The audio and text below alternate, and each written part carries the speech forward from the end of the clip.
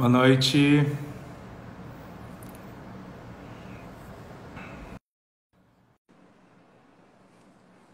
Olá, gente. Tudo bom com vocês? Esperamos o sinal da Mari. Olá. Olá, Zé. Boa noite. Tudo bom, meu amor? Graças a Deus. Olha, graças a Deus, tudo na paz. E você? Eu tô bem. Tentando relaxar em época de pandemia, o negócio tá meio complicado, né? Pois é, tá bem complicado. Você quer o Lucas, ele tá Olá, aqui com a gente. Lucas. Não aparecer? Não aparecer. Oi, filho. Ótimo. Vai. Aparece e dá uma boa noite pra ele. Você fica ai, né? Então, vamos lá. Isso Dá aí. uma boa noite. Cuidado com a minha perna. Dá uma boa noite pra ele. Fica essa, diga assim. Isso. Oi, Agora Lucas. vai lá. Tudo bom com você? Vai lá. Ah, que Tudo? legal. Olha, Então vamos. Agora deixa a mamãe. Não, papai, você prazer te também. conhecer, tá? Os desafios, né, Zé, dessa pandemia estão sendo assim muito, mas muito Muito. intensos, Eu né? tô vendo que A gente você, com o tem, seu rapazinho aí, deve estar passando aperto igual todas as mães, né? pois é, nós hoje aqui vamos relatar as experiências, né, de profissionais, né, e pessoais também, porque está sendo assim um desafio muito grande para todos nós dar conta de tudo nessa pandemia, tá assim o tempo inteiro dando conta do profissional, do pessoal, ao mesmo tempo, né? Porque quem está, por exemplo, por home office, né? Também dá ao mesmo tempo essa fica assim dividido, né? Fica dividido nesse meio tempo e a gente acaba tendo que focar, né, em algo para poder direcionar. E essa organização ela está sendo bem desafiosa, né? É, olha, eu tenho os pais, nem sempre o pai, né? Tô falando do sexo masculino, geralmente ele não apanha tanto, mas eu acho que a mãe, além ou tá trabalhando em carga horária reduzida no trabalho e restante em casa, mas sempre sobra, 99% das vezes sobra para a mãe resolver essa questão, né? Do trabalho, da casa e dos meninos. E isso é Pois é, bem complicado. Estão é entrando bem meio que em complicado, desespero. porque assim, é como exatamente o que está acontecendo agora, sabe? O profissional e o pessoal ficam no mesmo momento. Então, Uhum. assim, dar conta de tudo está sendo, né, assim, uma angústia, né? Que Uhum. nós estamos assim trabalhando muito mais do que a gente tem o hábito de trabalhar, Uhum. estamos muito mais alertas, né?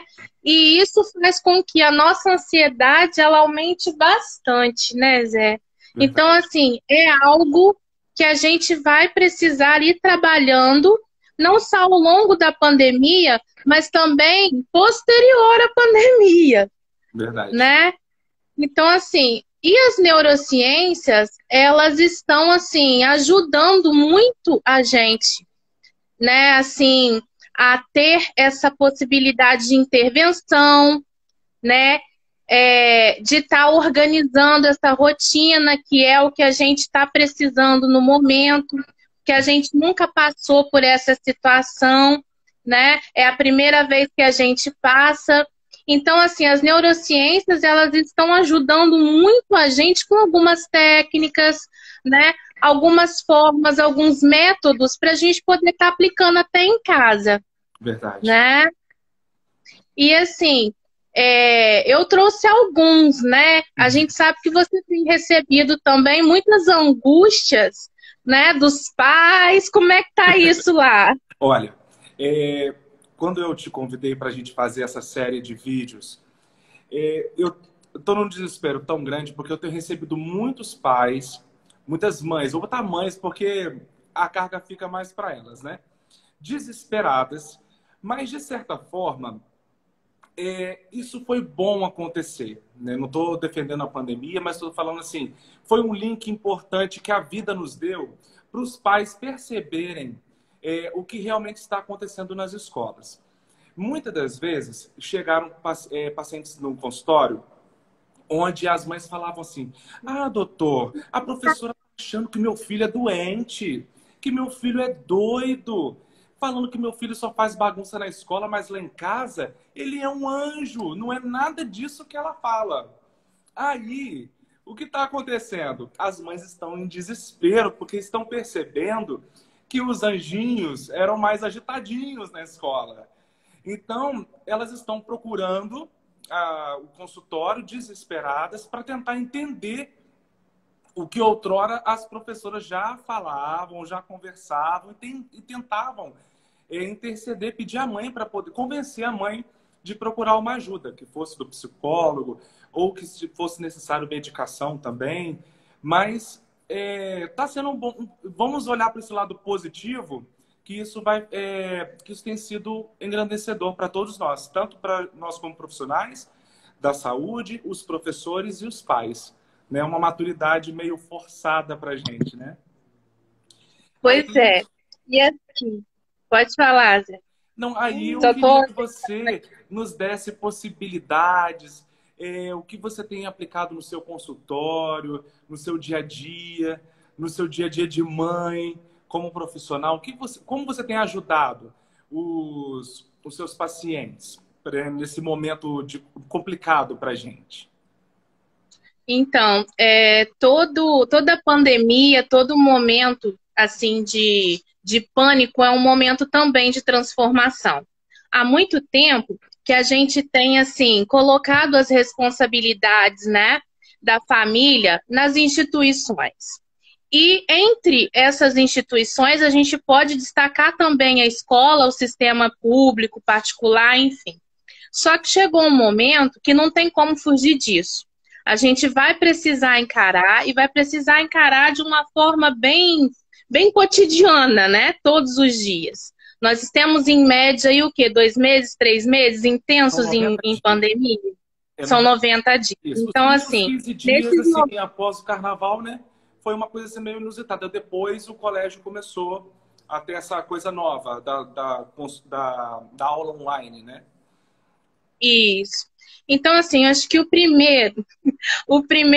primeira questão que a gente precisa estar trabalhando, né, é o quê?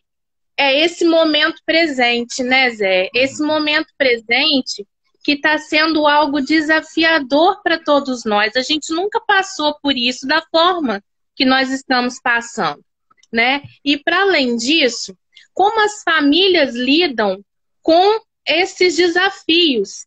Porque as crianças, elas aprendem também um pouco dessa resolução de problemas, né? Como que as famílias, elas estão passando, né? Se elas estão ficando calmas ou não, né? O afeto é tão importante nesse momento, por quê? Não só a questão da aprendizagem, né? Mas no desenvolvimento humano, desenvolvimento infantil como um todo, né? Então, assim, esse momento do aqui e agora faz muita diferença. Por quê?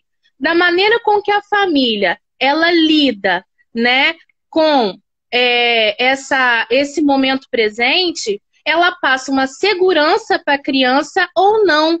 Então, a gente precisa ter um certo cuidado em como a gente está passando esse momento para a criança, né? E, para além disso, as relações da família, como que a família lida com a própria aprendizagem, porque foi o que você falou, né? A gente acabou, assim, deixando muito para o professor, para o sistema educacional a aprendizagem, quando, na verdade, todos nós familiares, a gente precisa estar o quê? A gente precisa estar muito presente, porque é o nosso exemplo, é a nossa presença que vai fazer o quê? Que vai fazer com que eles se interessem mesmo, né, para estudar. E aí, o que a gente entende disso? Né? A gente entende que essas relações de aprendizagem, o afeto, o ambiente seguro, o ambiente estimulador, né? Eles ajudam muito nesse momento. Por quê? Porque a gente conta com a família para interação social e com a família para estabelecimento de vínculos. Então, é na família que essa criança vai desenvolver, né? Sempre foi, mas agora muito mais. O papel da família, ele é, assim, muito mais intenso nesse momento de pandemia, né? E falando, assim, um pouco da questão da aprendizagem em si, tem um princípio, né, do nosso SUS, que é a equidade, que a gente tem que levar muito em consideração, porque cada criança ou cada adolescente, enfim, né, ele vai precisar de um método, de uma maneira diferente para acessar essa aprendizagem.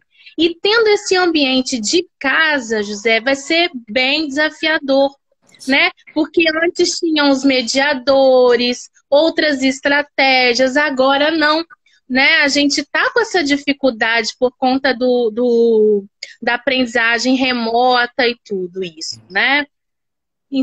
Então, além da questão da equidade, a gente também precisa, né? Acho que todas as ciências vêm para somar. E as neurociências apontam alguns indícios, né, algumas pesquisas, para que a gente possa aplicar no nosso cotidiano, né, para maximizar, para estimular a aprendizagem dos nossos pequenos. Um deles é a escolha do local de estudos, né? É muito importante que eles tenham um local específico de estudos. Por quê?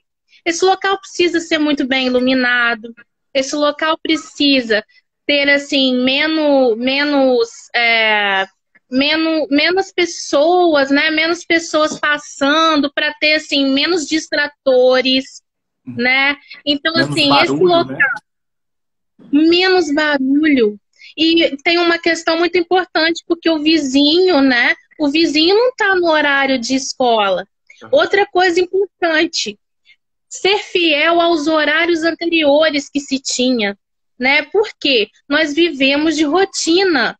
Então, se a gente amplia esses mesmos horários, a criança não sofre tanta dificuldade assim para depois, quando houver o retorno, né? Menos distratores, que eu acho que é muito importante, porque se a gente não focar, se a gente não tiver atenção, como que a gente vai estimular a nossa memória e reter essa aprendizagem? Não tem como, né? Então, assim, existem algumas estratégias, como a escolha do local, né? A questão do estabelecimento de rotina, a preparação do local para estudar, essa organização, né, Zé? Assim, em que local da casa, de repente um quarto ou uma sala, né? Em que local, assim, que as pessoas têm menos acesso, que a pessoa possa ter, assim, maior possibilidade de acessar uma internet, né? O melhor local para a internet, para evitar de ficar caindo, né? Porque a comunicação já tem essa dificuldade. Se ficar caindo, o que que vai acontecer? Vai dificultar ainda mais essa aprendizagem. Então, são algumas dicas. Pode terminar, que eu... São algumas dicas que a gente precisa estar falando, né? Que a gente precisa estar explanando para os pais. Uma coisa que me chamou muita atenção, a gente nunca parou para pensar como é o pai desse aluno TDAH, ou desse aluno disperso, né?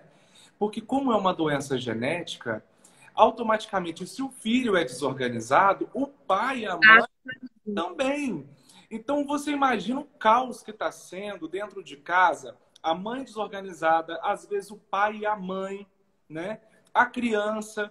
Como os pais devem estar desesperados para poder entender o que está acontecendo, porque eles não têm dentro de casa alguém que segure as rédeas. Igual eu sou criado numa casa onde o meu pai é extremamente ditador em relação ao horário, compromisso, todas essas coisas. Eu sou o TDAH, eu sou hiperativo, para mim, 200 milhões de coisas. Oi? Somos dois. Somos dois. Não paro quieto. Eu trabalho em 11 cidades, é uma loucura a minha cabeça, né? Mas o que salvou a minha vida foi o ambiente onde eu fui gerado, né? Isso. Não me faz diferente da outra criança que tem TDAH. O que faz diferença, o que faz a diferença é como nós somos criados e como somos gerados no ambiente dentro de casa, né? Igual quando eu tinha até domingo, eu tinha horário para acordar para chegar na igreja às 8 horas da manhã. Então, de segunda a sexta, eu acordava às 6 da manhã, mas sábado eu acordava às 6 também, domingo também. O meu pai nunca abriu mão de horários. Porque por ele ser pastor da igreja, ele tinha que chegar primeiro. Então, nós chegávamos na igreja às 7 da manhã. Então, sempre às 6 horas da manhã. Então, isso eu acho que a dificuldade está nessa questão de rotina. E o TDAH ele precisa dessa rotina, senão desanda todo o processo. Né? Não adianta E medicação, assim, não adianta nada, não vai adiantar se não tiver essa vigilância. o TDAH, e dentro dessa possibilidade que nós estamos vivendo hoje, todas as crianças, né, Zé? Porque eles tinham uma rotina, uma maneira de aprender que agora mudou. E quando muda, até que a gente se adapte, demora bastante tempo. Verdade. Então, essa rotina, essa organização, ela trabalha a nossa orientação, porque a gente sabe o dia, a gente sabe o que a gente vai fazer. Então, quando a gente vai se organizar para estudar, é muito mais benéfico para a gente que a gente tenha essa rotina, esse planejamento. Qual é a hora que eu vou estudar? Geralmente o horário, né, da escola mesmo. Qual a Uhum. matéria que eu vou estudar? Geralmente a matéria que está na agenda. A gente precisa dar continuidade a isso, porque o que que acontece? Muitas aulas podem ser gravadas ou fazem aulas ao vivo, só que quando deixa a gente livre demais, a gente se perde, Uhum. né? Então, assim, essa rotina que você coloca, por exemplo, quando seu pai, né, tinha esse hábito e de repente tem até hoje, você se situa no mundo, você Uhum. se planeja, né? Você já sabe o que fazer. Por exemplo, aqui em casa, dia de domingo, né? A gente, né, tem a missa, mas agora a gente assiste na televisão. Então já tem, por exemplo, essa possibilidade, a gente já se planeja. Qualquer evento, qualquer coisa que a gente vá fazer, a gente já não marca para esse horário, né? Então, o planejamento, a organização são muito importantes dentro desse momento, tá? E assim, uma das coisas também que a gente tem visto é a questão da aula em si. Se o aluno mudava, por exemplo, o uniforme para ir à aula, por que não ele não mudar para poder assistir a aula em casa? Eles estão com muita dificuldade para entender aquele espaço como espaço de aula. Eles estão em casa. Aham. Então tá meio férias, meio feriado. Eu vi uma postagem esses dias sobre o feriado ontem. Assim, eu tô assustado, porque eu não tô nem sentindo a diferença do feriado, né? Então, assim, realmente, a gente precisa desse sinalizador, a gente precisa de criar essa rotina, porque senão daqui a uns dias a gente não sabe nem qual dia que é sábado, qual dia que é domingo, a gente vai, né? Verdade. E assim, as pessoas fazem aniversário, mas ficam perdidas em relação a isso, porque como assim aniversário? Né? A gente tem transcedido, feito outras formas, mas são questões que a gente precisa estar assim, bem atentos, né? Em relação também, Zé, tem uma questão importante que é o material concreto, né? Ah, O Mari, material antes de Oi. você passar para essa parte, deixa eu falar uma coisa que chamou muito a minha atenção. Eu tenho uma amiga, vou até falar o nome dela, é Érica, e eu não tinha prestado atenção nessa questão do uniforme. Aí ela falou comigo, mas o Mateuzinho, ele tá muito compromissado com as coisas. Você precisa de ver, mas eu chamei a atenção dele, olha só como é que ela falou comigo. Porque ele botou a blusa de uniforme, pegou o óculos, foi pra frente do computador, mas estava com bermuda de pijama. Aí ela chamou, olha só que responsável, né? Ela chamou a atenção dele para ele botar também a bermudinha da escola. Então, cara, aí eu depois disso eu falei, gente, olha, a gente não pode ser soberano, né, em nenhum momento, porque aí eu aprendi com a minha amiga que simplesmente é mãe, né? Então essa coisa assim é muito gostosa, é muito bom mesmo. E foi ótimo você lembrar disso, que eu nem estava lembrando dessa situação. E Zé, toda aquela rotina de tomar o café com a família e depois ir, né, para o tablet, para o computador, tá estudando. E o fone também ajuda muito, né? Porque os distratores estão aí, o vizinho não tem a mesma vida que a gente, né? Então, assim, esse espaço, não só o espaço físico, como a gente falou anteriormente, mas esse espaço de tempo, a orientação das pessoas, da criança, né? Essa organização da família, esse planejamento, né? Está fazendo toda a diferença na hora do desenvolvimento da criança. E também tem uma questão muito importante, que é como a criança aprende, né? Qual é, assim, o método que ela aprende? O ideal é que a gente tenha a possibilidade de quê? A possibilidade de vivenciar essa aprendizagem junto com a criança, né? Então, tá, assim, tendo atividades lúdicas dentro da própria família, né? Jogos de perguntas e respostas, de repente, com o mesmo conteúdo que a criança está aprendendo, né? A gente vai precisar entrar nesse momento do contato mesmo com o conteúdo da criança, né? E assim, existe uma técnica também que pode ser utilizada, que é muito importante, uma técnica até das neurociências, né? Que é a PQRST, que primeiro você tem assim o contato com a leitura, a gente não pode ficar somente condicionado às videoaulas, a gente precisa estar lendo, tendo contato com essa leitura, né? E assim, tá lendo, tá fazendo questões em cima daquilo que a gente está lendo, reler aquilo que a gente está fazendo, ter uma síntese e ter, assim, estratégias de memorização mesmo, né? Resumos, técnicas de estudo. Quanto mais a gente escreve, mais a gente trabalha o quê? Mais a gente trabalha a questão da aprendizagem em si, né? O afeto é uma coisa que aqui em casa tem bastante, né? Isso é maravilhoso. Tem bastante. Cria memória afetiva.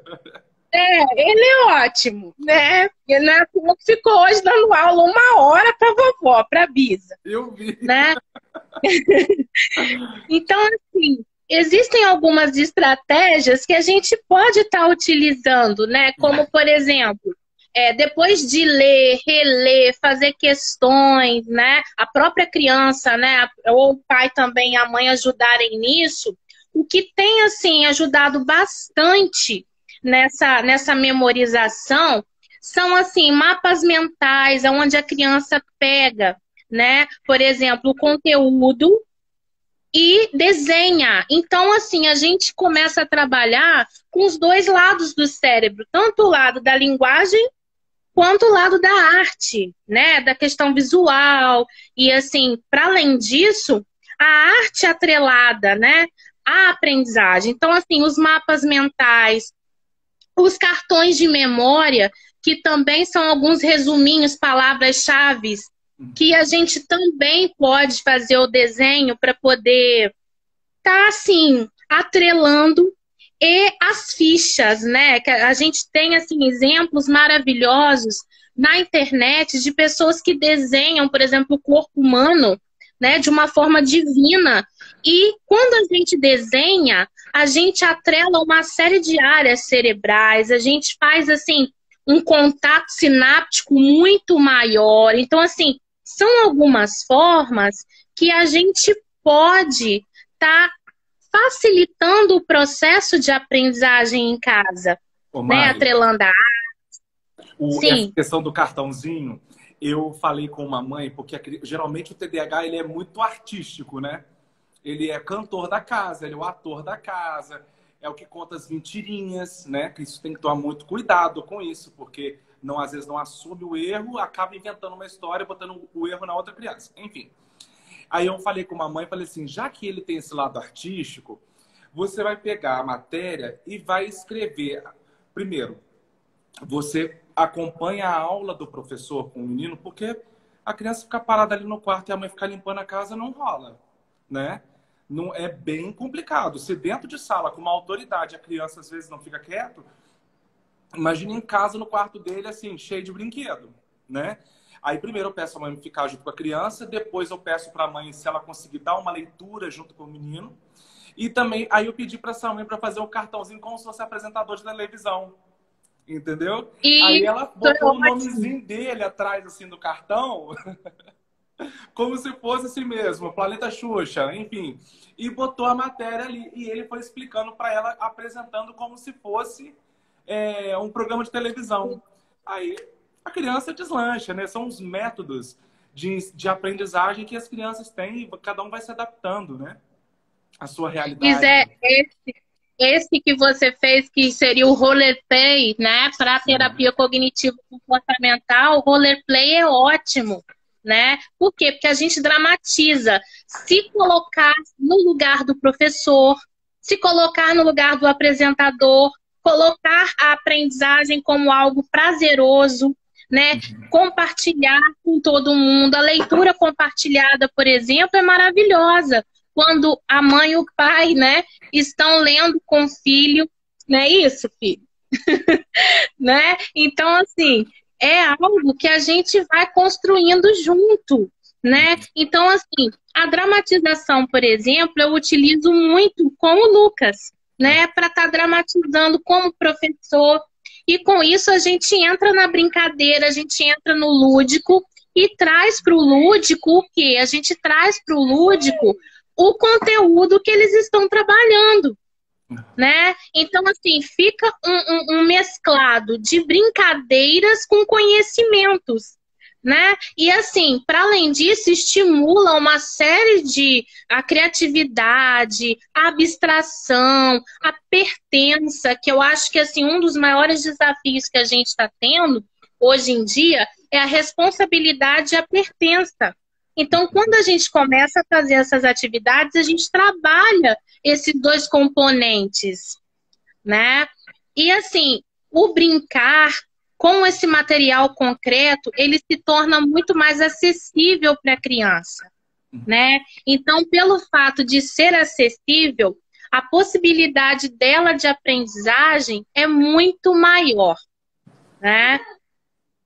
Uma outra questão também muito discutível entre as neurociências é a questão do tempo que a criança consegue ficar ali. Nossa. Né? Isso aí, acho que todas as mães erram um pouquinho.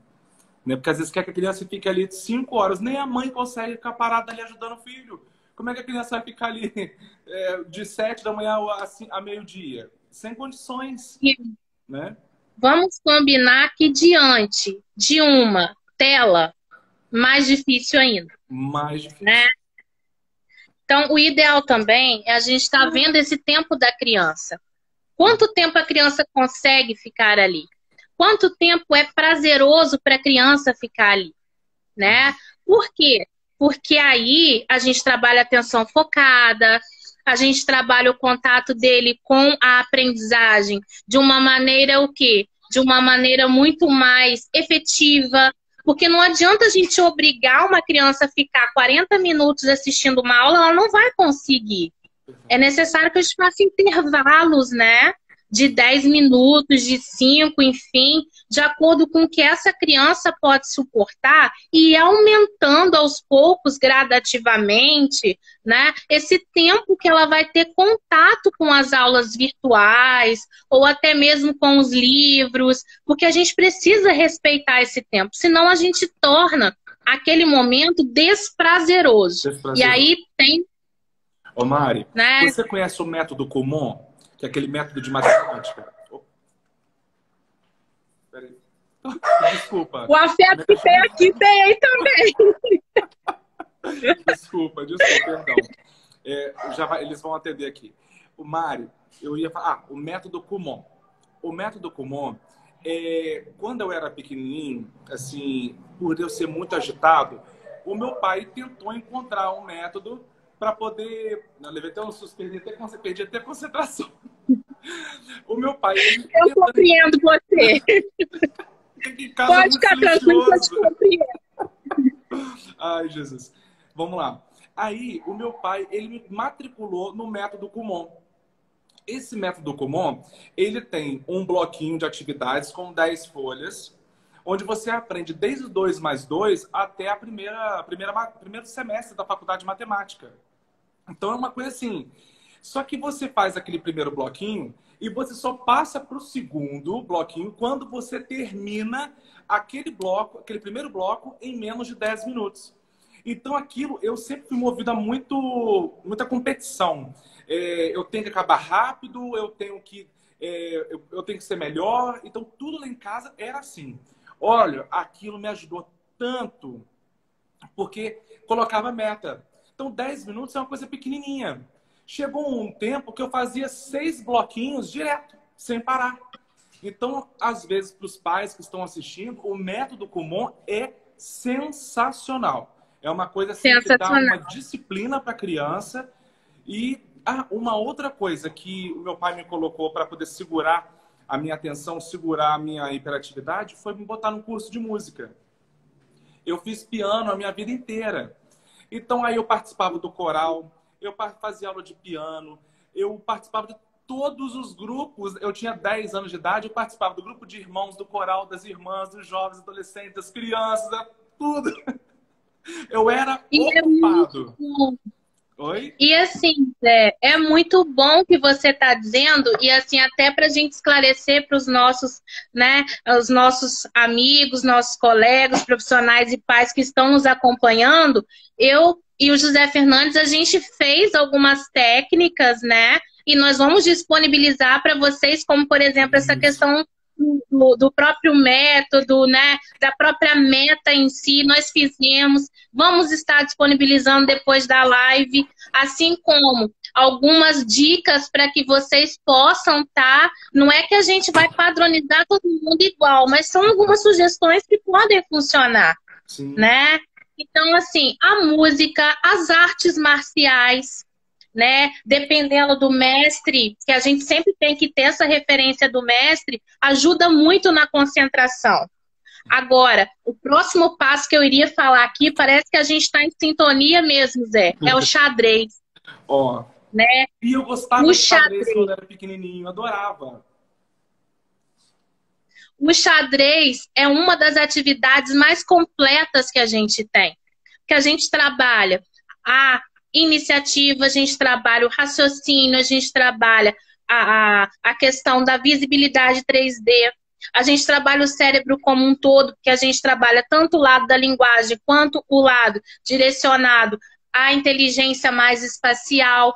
Então, assim, o xadrez, ele ajuda muito, não só na questão da aprendizagem, mas na personalidade, ajuda também no controle comportamental.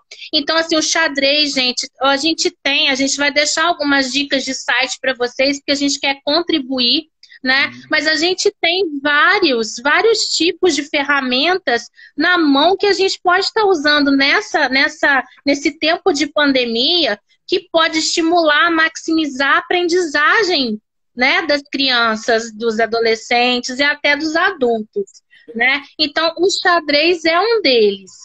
E Mari, nós estamos também tentando, porque está desesperadora a situação, e a gente está tentando ver se todo sábado a gente faz uma livezinha, sempre com um assunto pertinente ao estudo, essa questão dos métodos, o que a gente puder ajudar vocês, manda mensagem no nosso direct, manda mensagem pra gente, que a gente está disponível. A gente não vai fazer várias vezes por semana, porque tem que preparar material, a Mari tem consultório, eu também tenho faculdade, então, e 200 livros que a Mari participa. Essa menina já deve ter... Você tem uma biblioteca já de livros que você participou, né, Mari? São tem quantos? 5 livros, são 5 meus e vários que eu já participei, porque eu acho que isso que você falou da sua família, né, que é brilhante o seu exemplo, assim, eu tive muito na minha também, Zé. A gente tá, por exemplo, o que que eu posso fazer no meu vazio, no meu tempo vazio? Aí eu ia escrever um livro, não só ler, mas eu ia escrever um livro. Então, assim, eu começava a escrever o meu primeiro livrinho, eu escrevi com 7 anos. Então, eu fui alfabetizada e logo escrevi meu primeiro livrinho que falava sobre o rio Muriaé, aqui de Itaperuna.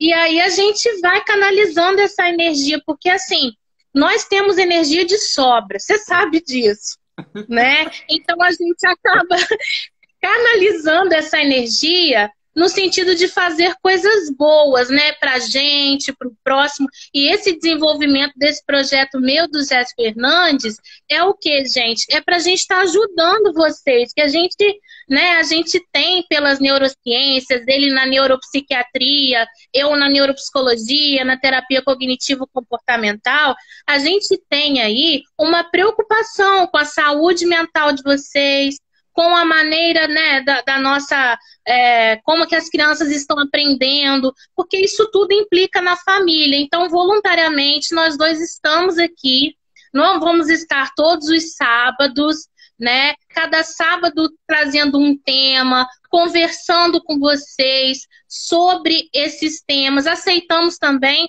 né, algumas dicas, algumas sugestões para que a gente possa atender realmente a dúvida de vocês. Eu acho que nós estamos aqui um para contribuir com o outro. E o que a né? gente não souber, nós vamos procurar saber para poder passar para vocês. Tinha uma coisa que eu queria te falar. Ai, gente.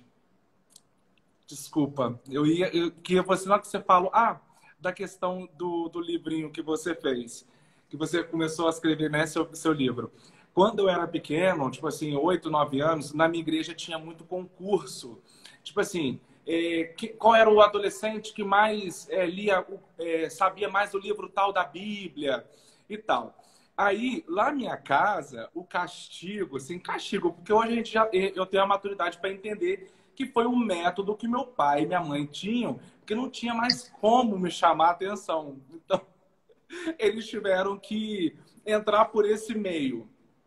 Eles me botavam para ler o livro, tipo assim, hoje você tem que ler o livro de Jó, tem que dar conta do livro de Jó, que eu vou perguntar, e perguntava depois a história, o nome de filho, o nome de mãe, onde morava, o que fazia. Então, que é essa técnica que eu dei hoje aqui, né? Verdade. Que é a técnica que eu dei hoje, né? E a gente vai lidando, porque ninguém nasce com uma tabelinha, como ser pai, como ser mãe. A gente vai aprendendo, a gente vai lidando. Igual eu não sou pai, mas eu tento colocar aquilo que eu aprendi, que eu acho hoje, eu fico vendo meu pai assim, falei, gente, como ele era um cara sábio, né? A minha mãe não tiveram instrução nenhuma, fizeram até o técnico, antigamente o técnico era o 2º grau. Falei, gente, como é que pode, né? Como é que Deus ele capacita as pessoas para poder abençoar a gente para frente? É muito legal. Exatamente.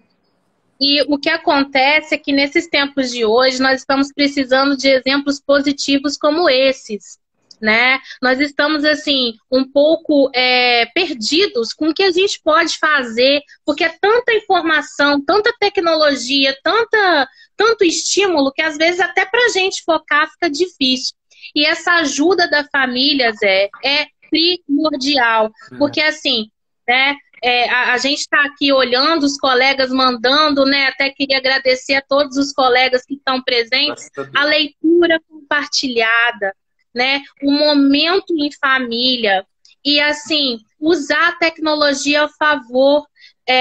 Pegar, por exemplo, um filme, né? E tá atrelando ao conhecimento, por exemplo, esse conhecimento que você verbalizou, que é o espiritual, né? É para a vida da gente, né? Então, assim, essas associações, os exemplos que a gente tem, nós estamos muito carentes disso.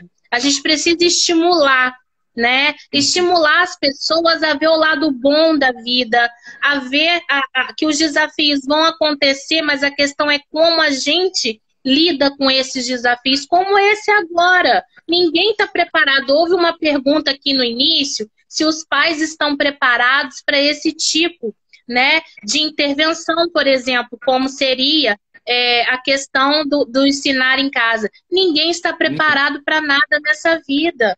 E se a gente esperar ficar preparado... Não vai ter preparado nunca. É cada dia. Até porque cada criança tem um método de aprendizado específico dele. Uma das coisas que seria legal a gente tocar nesse assunto, muitas mães vão ao consultório e falam assim, tem que passar Ritalina para o meu filho, não sei o quê. Mas a mãe esquece, assim, a mãe às vezes não percebe que a criança tem que ter essa questão toda da disciplina e cada criança tem o seu método. E a criança vai usar, suponhamos que seja indicada a medicação, ela vai usar a medicação até ela ter o insight de como é o seu processo de aprendizado, o seu processo de disciplina, né? Então, assim, vamos nos preparando aos poucos, né? E a sua fala, Zé, é assim, muito importante, né? Porque a Ritalina, o Venvance, né, e outras medicações, mas principalmente, né, a Ritalina, ela vai ajudar muito na organização, na atenção focada. E assim, uma pessoa que não tem TDAH, ela não vai ter grandes efeitos. Então, assim, para a gente poder tentar medicar, primeiro a gente tem que ter todas essas estratégias que a gente está discutindo aqui. Uma pessoa com transtorno, né, ela vai precisar dessas estratégias, porque o TDAH tem que ter agenda, né? Isso. A gente tem que ter agenda, a gente tem que trabalhar a organização. E as pessoas que não têm TDAH, né, elas precisam, hoje em dia, desenvolver habilidades e ter, assim, possibilidades de o quê? De organização, para que elas consigam dar conta daquilo que o mundo, entre aspas, exige da gente, que não é pouca coisa. Se a gente começa a tentar medicar com Ritalina tudo, né, a culpa vai ficar no médico, porque é assim que a gente sabe que funciona. José, aumenta a Ritalina do meu filho porque não está dando certo. Não é assim. A gente precisa até tendo esse espaço. A gente vai ter a live de TDAH semana que vem, que vamos estar discutindo isso, né? TDAH, mas está assim, tudo. Até esquizofrenia a gente vai falar, né? Em cada semana um. Então, assim, a gente precisa estar fazendo essa reflexão, porque, assim, a Ritalina ajuda quem tem déficit de atenção, quem tem uma disfunção executiva, tá? Mas, mesmo tendo um déficit de atenção, a gente precisa ter esforço, né? Trabalhar a organização, o planejamento. Não tem como colocar só o mérito ou só a responsabilidade na medicação, não dá. A gente precisa ter outras alternativas atreladas à medicação. Não dá para colocar tudo no médico, né, Zé? Porque senão fica angustiante. Não, e nem no psicólogo, porque o psicólogo vai lá, fala com a mãe, mãe, não deixa ficar no celular o tempo todo. A mãe deixa lá o dia inteiro o YouTube educando o filho. Então não tem, se não tiver a mãe e o pai, vou dizer os dois, para poder ajudar nas dicas que a gente dá no consultório e perguntar para a gente, doutor, funciona isso? Isso é bacana para o meu filho? Se não tiver esse contato, não adianta. Não evolui. Porque nada cai do céu. Tudo é, assim, dialogado, conversado, para achar um denominador comum em relação àquela criança e o que vai ser feito, né? E levando em consideração a subjetividade, né, Zé? Porque eu acho assim, nós dois estamos aqui porque as nossas famílias levaram muito em consideração as nossas subjetividades. E hoje a gente, inclusive, discute essas questões, né? De que forma? Para que a gente maximize, né, habilidades, possibilidades. A gente precisa criar possibilidades, como, por exemplo, o xadrez, como, por exemplo, a leitura da Bíblia, que é metáfora, que é algo abstrato, que as pessoas precisam ter contato. Não só a Bíblia, né? Porque nós somos cristãos, a gente acaba direcionando para a Bíblia, mas qualquer, né, o quê? Qualquer possibilidade espiritual. A gente está trabalhando o quê? De forma holística, de forma ampliada, né? Então, assim, é importante que a gente tenha parceria, né? A parceria entre a família, a parceria do paciente ou do aluno, né? Dependendo do contexto que ele está, as nossas parcerias, né? Psicologia e neuropsiquiatria, a parceria da escola, né? Porque também a gente tem que criar muitas vezes alternativas junto, e às vezes os livros vão ter os seus limites, a gente vai precisar criar na prática, né? Então, assim, é de suma importância que a gente some forças. E nós estamos aqui, né, para somar forças. Nós temos esse legado, né, Zé? A gente tem essa missão e a gente está aqui para somar forças, né, no sentido da psicoinformação, da neuroideia, da gente estar estimulando, sabendo que o xadrez ele vai ajudar, assim como a Ritalina, e a gente precisa dos dois, né? Que haja parcerias e que a família jogue também. Sim. Não no sentido de jogar apostado, não é isso, mas no sentido terapêutico, né? No sentido terapêutico, eu acho importantíssimo esse momento terapêutico, onde a gente participa, né, com a família, de várias estratégias de estimulação de memória, de atenção, e por aí vai. Agora, tem uma coisa, Zé, que eu queria chamar a atenção, né, que é em relação às estratégias que a gente está tendo hoje online, né? Eu tenho uma preocupação que é com a interação, né, social, que a gente sabe que não está acontecendo, mas que a gente precisa criar possibilidades, né? Então, você tem a gente tem muito paciente tímido, Mari? Muito. Nossa, muita criança com fobia social, muita, nossa Deus. Isso que eu ia colocar. Isso que eu ia colocar. E muitas vezes a fobia social já chega num grau tão assim, tão devastador, que a pessoa tem até dificuldade de ir à escola, né? De frequentar alguns ambientes sociais, como a igreja, como até festas de família. Então, assim, às vezes as pessoas chegam muito adoecidas. Então, para a gente estar prevenindo esse tipo de problema, que é um problema que vai consequenciar em outro momento uma grande demanda nos nossos consultórios, né? Que a ansiedade hoje, a ansiedade social, pânico, enfim, tá muito intenso, né? A gente está criando possibilidades das turminhas interagirem pelo Zoom, pelo WhatsApp, né? Estudarem juntos, porque vai estimulando as turminhas da escola, as turminhas da escola dominical, da catequese, enfim, né? De tudo ligado ao social, para que não se perca esses vínculos, né? Essa é uma preocupação que eu tenho, Zé, principalmente que a pandemia vai deixar sequela, não vai ser só o vírus físico. A gente sabe que vai ter sequela na saúde mental. Então, para a gente poder estar criando possibilidades de interação, né?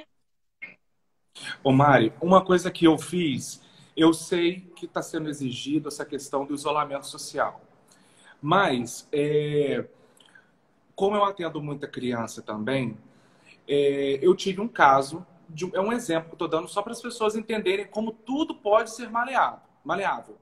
Essa criança morava numa rua sem aquela rua que tem fim, como é que chama? A rua que tem aquele muro no final. Sei. Lá... Oi? Lá pro centro. Lá do lado direito. Tô falando assim, quando tem aquelas ruas que não tem passagem, onde ela acaba ali, rua sem saída. Obrigado, Marilda. Tá. Aí, essa criança morava nessa rua, mora nessa rua. E a mãe estava desesperada, porque o menino TDAH, hiperativo, dentro de casa, quase quebrando a casa, uma mãe exemplar, sabe?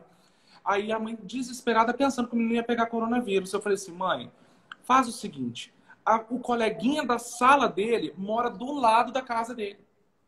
Chama a outra mãe, conversa com ela, se existe algum risco de contaminação, de alguém que trabalha fora de casa. Os dois pais estavam trabalhando dentro de casa. Então eu falei, não há por que não convidar o coleguinha para vir na casa, já que não tem esse risco de contaminação. Então, ou seja, é tudo conversado, né, para chegar no meio termo, porque às vezes a criança fica dentro de casa, a gente sente isso, é um saco, né? Então vale a pena conversar e achar uma saída. Não tem como a flexibilidade faz parte, né? Exatamente. A flexibilidade faz parte. Sim. Quando não se coloca ninguém em risco, a flexibilidade vai fazer parte. E o que você fez foi muito importante, Zé, porque assim, o TDAH, a interação é muito importante para o desenvolvimento dele. Sim. Né? É de suma importância essa participação, essa interação social. E assim, a gente vai trabalhar numa lógica de redução de danos mesmo. É redução de danos, porque não dá para ficar isolado o tempo inteiro. A gente vai precisar criar possibilidades de interagir, seja pela internet, pelo telefone, enfim, a gente vai precisar disso. Por quê? Porque manter essa interação social é manter a aprendizagem. A gente aprende um com o outro. Nós dois aqui estamos aprendendo um com o outro e as pessoas que estão, né? Eu vejo os comentários aqui maravilhosos, né? A questão do espaço, né? A escola, a Renata Zanon, que é uma pedagoga que trabalha comigo lá no CAPSI, né, que é uma pessoa assim, muito, muito engajada, está dizendo exatamente isso, assim, é estar junto, a escola precisa criar possibilidades de estar junto, de repente até aproveitando esses ambientes sociais, das redes sociais, para que não coloque ninguém em risco, mas para que de alguma forma as pessoas interajam, até com o professor mesmo. Né? Porque para não perder esse vínculo, essa referência que muito me preocupa, né? Porque a gente sabe a importância que é um professor na vida de uma criança. Então, esses grupos online que podem ser criados, né, pelo WhatsApp, os pais trocarem, né, vivências, ajuda, porque assim, como a gente parte do princípio que a gente não tem receita pronta para o que está acontecendo, a troca de vivências ela é muito importante, porque o que dá certo para mim, de repente, pode servir para o outro, né? Por exemplo, colocar o Lucas para dar aula para a Bisa, né? Foi, de repente, uma estratégia que pode funcionar com o outro, que ele já está querendo dar aula de novo, agora à noite. Né? Para quem chegou agora, há pouco tempo, a Mari colocou o Lucas para dar aula para... Tá mudo. Tá mudo? Tá acabando? Tá mudo. Peraí. Uai. Tá ouvindo? Tá. Tá ouvindo? Agora deu para ouvir. Tá. Então, ô Mari, é que o pessoal que chegou há pouco... não. Deixa eu colocar o fone, Zé. Peraí, porque tá baixo. Uai. Não é a bateria que tá acabando não, Mari? Vamos adaptar aqui, porque...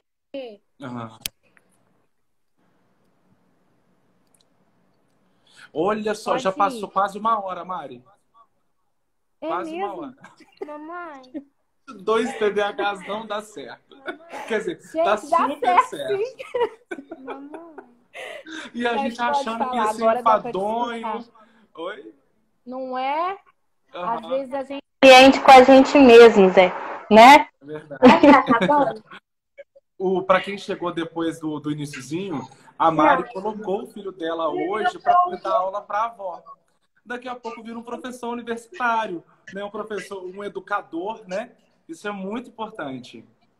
Muito bom. Pois é. Mari, eu acho melhor a gente encerrar, a gente dar o seu... Meu recado? Isso. Então, no próximo sábado, nós estaremos juntos aqui, eu, José Fernandes e todos vocês, né? A gente vai estar disponibilizando posteriormente, né, Zé, os vídeos, os materiais, porque o nosso intuito, esse projeto é o projeto de desenvolvimento humano que a gente está fazendo em parceria, né? 2 cientistas aqui estão... Gente, né, olha que chique! Nós 2 cientistas empáticos, ou seja, que se preocupam com o próximo. Então, a gente está aqui exatamente para ajudar você que está aí, que de repente está precisando de alguma orientação. Não é isso? Então, sábado que vem, o tema é TDAH, né? É uma coisa que a gente não sabe. E né? olha, gente, manda recadinho pra gente, as dúvidas. Nós vamos tentar tocar esse assunto, abrir um espaço para conversa, né, para dúvida na live. E a gente vai aprendendo a ser pai, a ser mãe, a ser professor, a ser amigo, a ser um educador, a ser médico, psicólogo, porque todo mundo... Tem um ditado que fala, de médico e doido, todo mundo tem um pouco, não é um negócio assim? Isso, e a gente vai cuidando um do outro, né? Isso porque aí. Eu acho que essa é a aprendizagem dessa pandemia, que a gente precisa cuidar um do outro, né? Mari, fala o seu Instagram pro pessoal. É @marineuropsi, né? Que aonde eu posto uma série de informações e tudo, e a gente vai estar fazendo ainda mais material para junto compartilhar com vocês. Isso aí. Eu amei fazer a live com você. Muito bom. Obrigada, eu também. Eu acho que a espontaneidade é tudo, né, Zé? E não foi só a gente, não. O Lucas e o cachorrinho participaram também, porque a gente não faz nada sozinho. É tudo em grupo. Eu queria agradecer todo mundo.